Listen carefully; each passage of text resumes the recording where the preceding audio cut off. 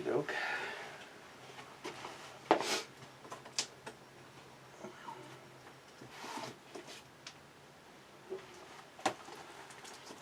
So what would be helpful to talk about today? I think at this point, we've been doing this for a few weeks. I think I'm starting to settle in. I want to sort of go over the process of some of the things we're doing to start out with today, and make sure that I'm doing the right things as far as CP and everything goes on, and also maybe a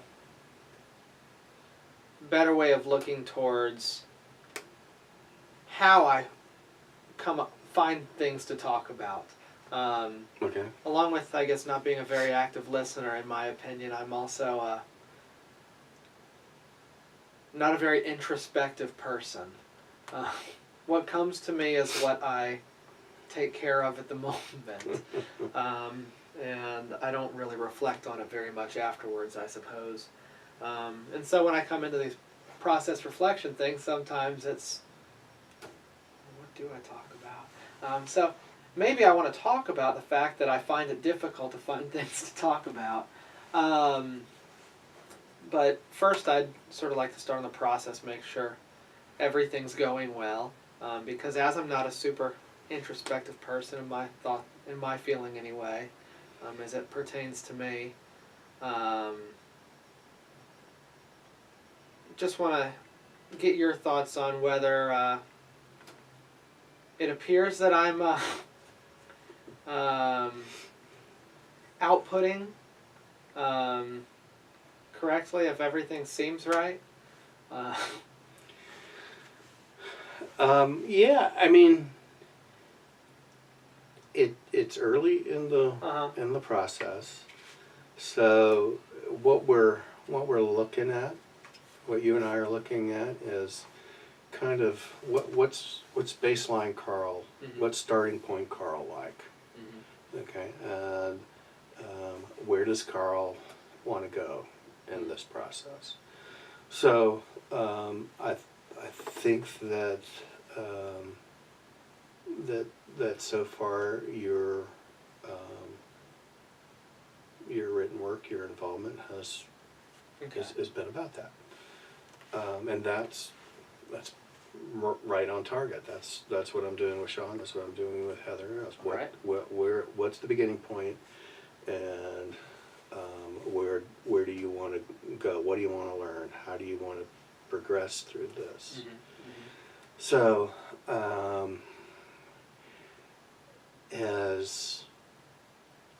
let me get your learning goals here. I got a copy for you. I think I still have one. Maybe I do. Maybe I Still just have one here. Oh, I took it out last night. Maybe I'm a liar. It's on still my this computer, here, right? Yes. Okay, so why don't we just take a look at these one by one, and think about process, and what it is that would help you with this goal, or whether this goal is still something that you want to be able to do. Okay, so to become better equipped in recognizing and understanding different anxiety patterns used by residents, family members, and by family members I'm thinking Family members of the residents. family members of residents. Yeah. Okay, all right. So there would be a good word to stick in there. Okay, and congregants in my various placements. All right, so being able to look at those four emotional processes and being able to observe and identify how they function around you. Okay, so let's figure out how you're going to do that. One, I'll be intentional by recognizing what type of patterns others are using, recording between 3 and 5 different instances each week, chart provided. Okay. I'm going to need to actually start doing that here soon. Okay. Yeah, so I think being able to document, whether whether it's on paper or whether it's kind of etched in your mind is a great idea. Mm-hmm. Being able to look at Susie, the charge secretary, and notice that, okay, she functions differently from when she's with me one-on-one, and then when she functions differently in a different setting, a meeting setting. I wonder what that's all about. Mm-hmm. Okay. Yeah, and being able to say, okay, I wonder what she's anxious about. Well, maybe she's anxious about being in a setting where major decisions are being made, or whatever. So I applaud you for that. I'll read the book Understanding Organizations, Applications of Bowen Family Systems Theory by Ruth Sager, and write on one page. Okay. I'll watch a video on Bowen Systems Theory outlining the 8 concepts further. I'll put together a handout that can help a layperson understand the 8 concepts of Bowen Theory. Okay. And you're talking about going to the YouTube channel. In my verbatim analysis, I will take notice of the person's place within their relational system. All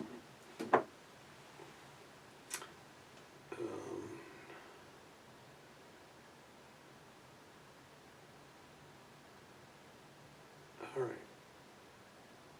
What are you thinking about that?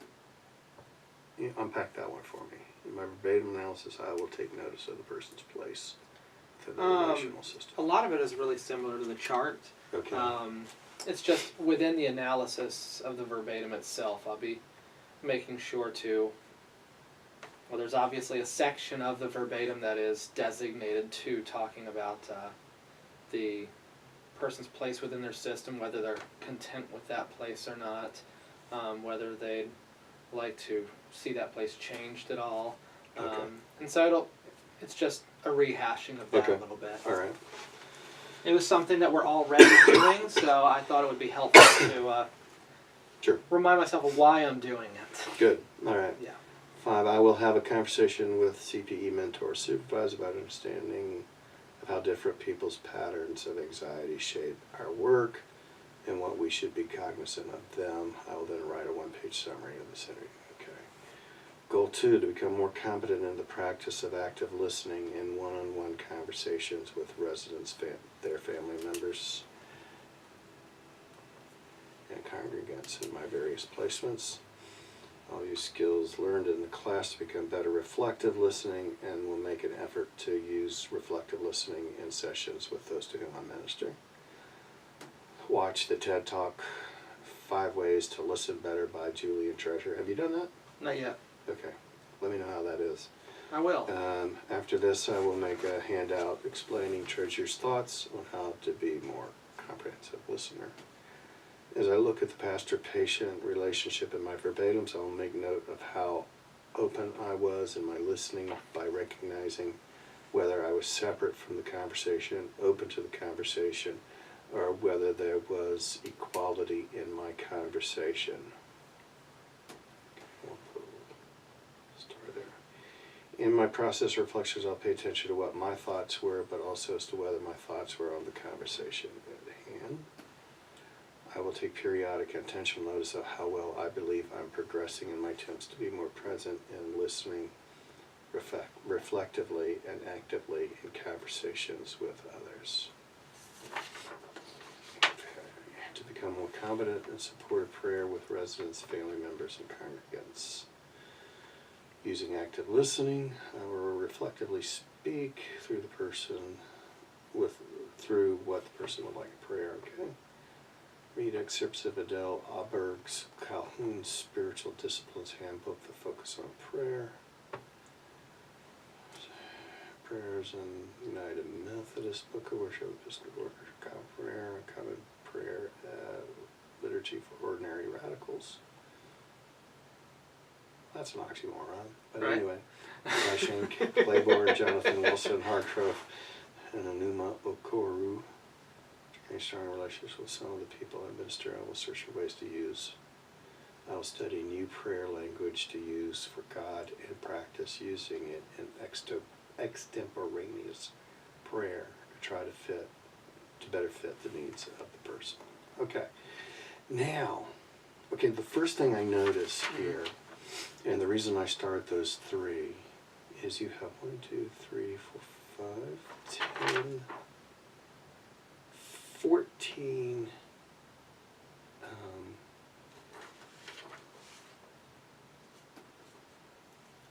14 activities. Mm-hmm. And 3 out of the 14 invite you to look inward. Mm. Okay, and they're all a goal to. So, what I wonder if it wouldn't be important that as you look at goal 1 and goal 3, is if there's something that you can add in there or change in there that invites you to examine your own feelings and thoughts in working at that goal. Mm-hmm. Okay. You know, you've done Myers-Briggs? Yeah. Okay, what were your letters, do you remember? They change every time I take Okay. it. It's always EN, Okay, then it's TJ or FP. okay. Well, the EN, I think, is indicative of a person who looks outward Mm-hmm. at the other. What can I do for you? What can how can I manage this group? You know, those kinds of things. And it is difficult. It is particularly difficult for the E, and I'm an E as well, Yeah. to become introspective. Yeah, I'm a pretty far E. That's the one that I'm very. Yeah, yeah. Whenever It's I've pretty done, obvious. Whenever I've done Myers-Briggs, I always turn out to be a pretty decent E. Mm-hmm. You know, the other ones fluctuate, but or change outright, but I'm always an E. So it is harder for us, I think, to, particularly if that E if that's our biggest behavior predictor. Mm-hmm. Okay, I'm going to be an extrovert. I'm going to be a people person. It's I'm typically the most rewarded. and it behavior. is, particularly for ministry. Mm-hmm. It is the most rewarded. But sometimes I find that my E gets in my way. It gets in the way of my growth, my working at that basic self or that solid self. Mm-hmm. Mm-hmm. And requires that I do something introspectively. CPE has opened up an entire world to me about being introspective. Mm-hmm. But it's up to me. How do I use that? How do I welcome that? I'm better than I used to be. You know, again, I think I make improvements in small increments. So as you think about these things, you know, Mm-hmm. what activity would demonstrate some improvement? Yeah. Okay. If your goal is, I'm going to change my Myers-Briggs letter from E to I, I don't think you're going to do that. Okay. But what would help become not totally inward focused, because that would kill an extrovert. Mm-hmm. And the good skills that I think come with extroverts, good behaviors.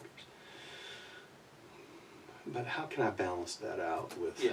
With A lot of it for me is about becoming more self-aware. yeah. Which is why I want to be able to point out where triangling's going on, where conflict is, over-functioning, under-functioning. That's why I want to work on reflective listening so much more. So a lot of the overall emphasis has to do with how I want to become better sort of introspectively. Mm-hmm. So that point on those three really helps to see where I'm trying to take a non-introspective approach to become more introspective, and I probably need to change some of that around. Yeah, you could. You could. If that's something that that you're aware of. Mm-hmm. You know, I also wonder, a good practice for extroverts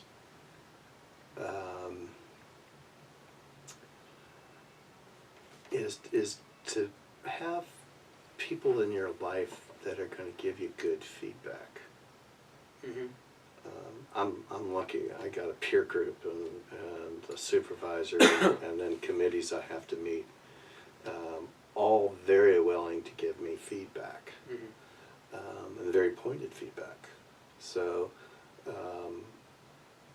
and I realize that part of me has resisted that kind of stuff because it's scary.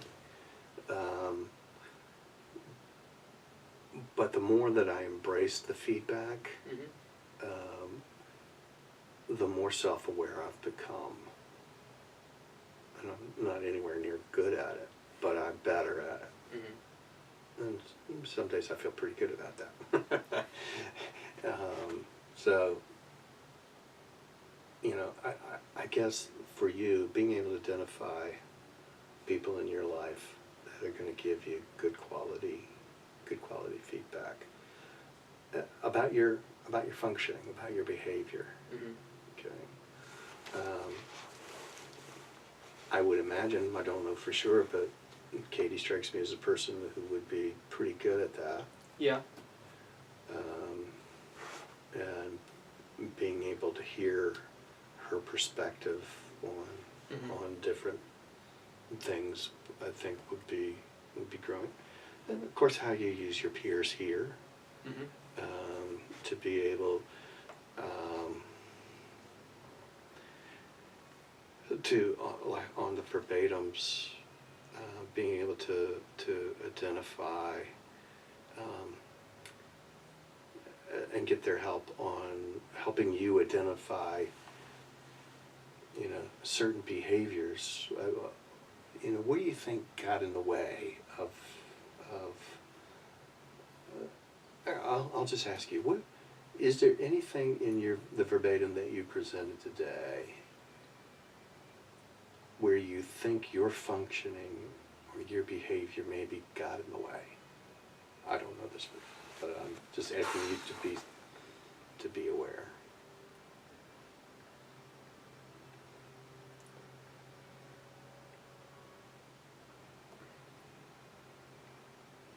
Other than feeling like I was almost over trying to be self-aware at some times,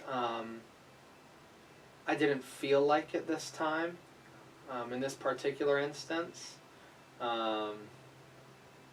Doing something new, I almost felt like I was trying too hard to do that thing new. Okay.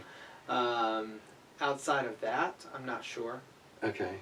So being able to say, you know,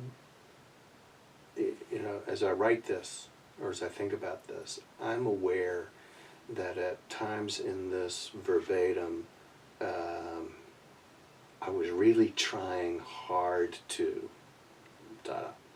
and then being able to come back to your peers. Does this seem accurate to you? And are there more places that I have identified that you see this happen? Okay. It's wonderful to have 6 other eyes, you know, looking at you and your functioning, all designed to help you learn, all designed to help you function better in your ministry. And that really is the question of CPE. Where do I need to grow for the sake of the ministry that I do? It's also, on the side of that, how do I function better as a person? Because they're one and the same. Yeah. And so, yeah, or being able to say, hey, I'm really having a hard time identifying places where I feel connected in this verbatim. Can you help me? Mm. Or, you know, am I distancing from this parishioner, or am I distancing from this resident? You know, so being able to go to your peers and say, what do you think about this? Mm-hmm. Am I accurate in thinking about this, or other things? I think that's the perfect of the purpose of the process. Mm-hmm.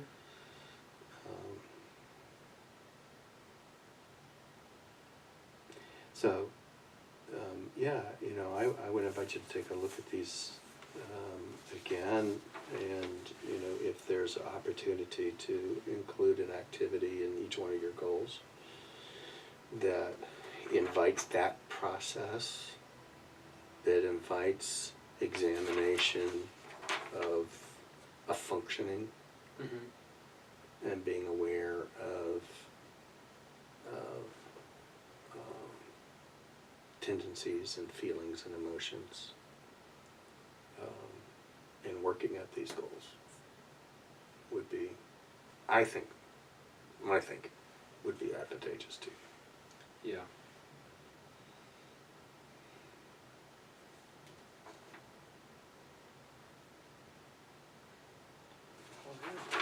Does that make sense? Yes. Yes. Yeah, it's funny, I talk about prayer and there's almost nothing that is talking about myself in prayer in there. And that seems to be the one area where you think, no, that one wouldn't be outward, really. Well, you know, I think in pastoral care relationship, prayer serves a couple of purposes. At least that's what I'm thinking about. Mm-hmm. But one is what I talked about earlier, in that in my relationship with the other, it identifies issues that they're facing and things that they want to pray for. Mm-hmm. But there's also an aspect of prayer that is solitary in the relationship, in which, you know, after I leave an apartment or I leave a room at Orchard Woods, to stop for a second and realize that okay, there's something that stirred up in me from this. You know, dealing with a person with dementia, I realized that comes close to me. With, you know, my mother had Alzheimer's. My father had some level of dementia. My grandparents have some level, so it runs in the family. I've got a genetic marker, Mm-hmm. you know, for dementia, for Alzheimer's. So, you know, I get stirred up, and I have to stop and say, you know, this is kind of scary, Mm-hmm. seeing this. Or, you know, I spend time with people like your grandmother, and I feel better about it somehow. But it's, you know, and then I have to stop and say a prayer for myself. Mm-hmm. You know, a centering prayer, something that calms me, asking for God's presence and guidance, that I don't let this anxiety completely take away my ability to function with others, because it's real, it's there. Yeah. Mm-hmm. Mm-hmm. So, you know, and that's the part that I sometimes forget about or neglect, is when I'm so busy thinking about the other all the time, that you know, so why is there this feeling in the pit of my stomach? Yeah, well, that'll go away. It must have been something I ate. Mm-hmm. Well, no, maybe it's something that's really stirring up in me. Yeah, we talked last week about looking for signs of anxiety in us. Yeah.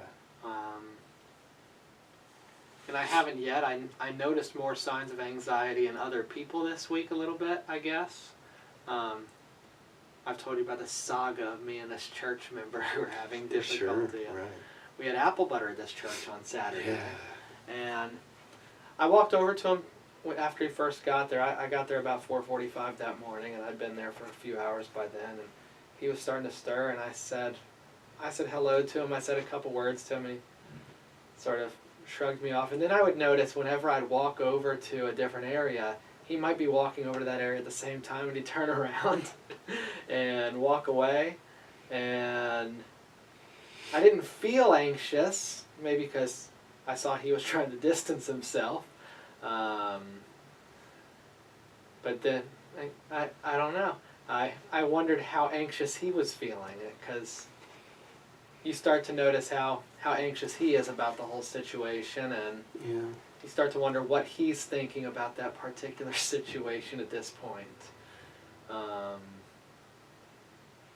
Do you have a role, you think, in helping him work through the anxiety?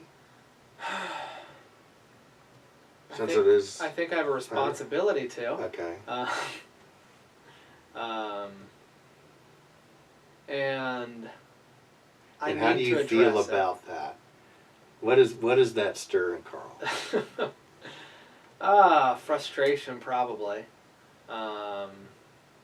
Just because I have reached out at this point, and I really don't want to do it again. Yeah. But I know at some point I have to get over myself and do it again. And how will you know when you're over yourself? Would be my question. When I have the strength to go do it again. Okay. All right. So you need to be over yourself in order to function, and how you know you're over yourself is that you're functioning. Yeah. Okay.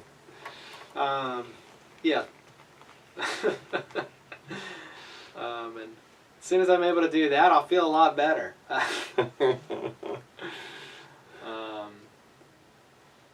If he would turn away again, I'd probably just say, okay, it's not my responsibility anymore. Yeah, I'd probably say that at that point. I'd say it's not my responsibility anymore. I've tried. I'm done.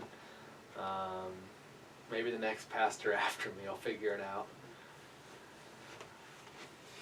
And best of luck to whoever that is.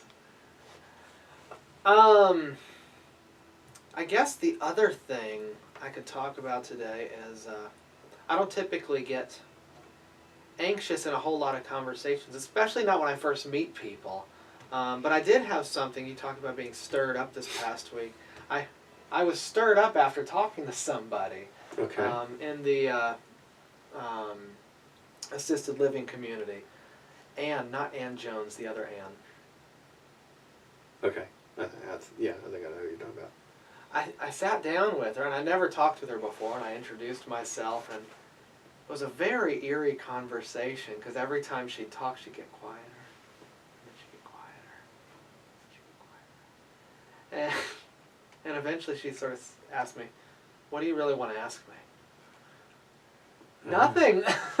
It was just such an off-putting question. I was not ready for it. Okay. What do you really want to ask me? And what did that stir up in you? What were your feelings? It felt almost like a hostile question or an extremely defensive question. Okay, you felt defensive.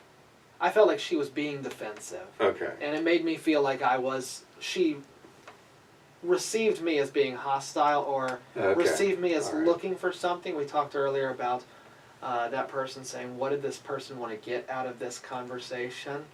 I felt like the person who wanted to get something out of the conversation. And that really froze me. I'm not usually one to get jammed up in a conversation, but it's like, well, I just saw you here, and I've never met you before, and I thought I'd sit down with you and introduce myself. And what was her reaction to that? It was difficult because sometimes I seriously could not hear her. There were times where she was talking so quietly that if anything around us at all was going on, I couldn't tell what she was saying. When I got up, though, it was almost like she knew she had won. She'd spooked me off. She'd spooked me away because she's like, are you getting up to leave me now? It was a very spooky conversation, and I was not sure what to think of it because I don't ever recall having a conversation like that before. I can sit down with people over there who are nonverbal, and Mm-hmm. I can talk with them, and if they don't talk back with me, that's fine. Or if they just say yes or shake their head or something, that's perfectly fine with me. This was a spooky conversation, and I didn't know how to handle that. What do you think would have been good preparation for? I mean, what do you think would have been a better response, a better function?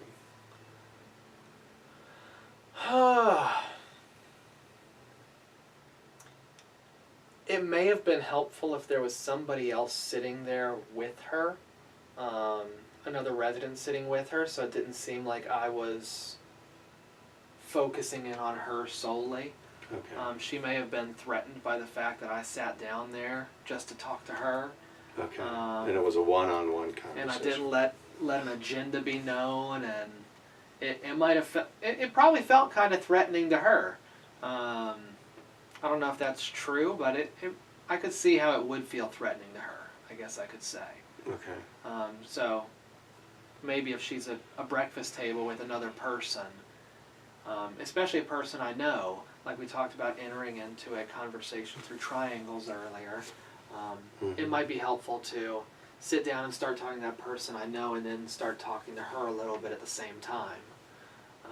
And that might pull a lot of her anxiety away. Yeah. Yeah. Sounds like a reasonable strategy to me. But if that doesn't happen, again, and you get kind of in the same conversation, what would you think would help you manage whatever it was that was stirring in you, the anxiety that was stirring in you?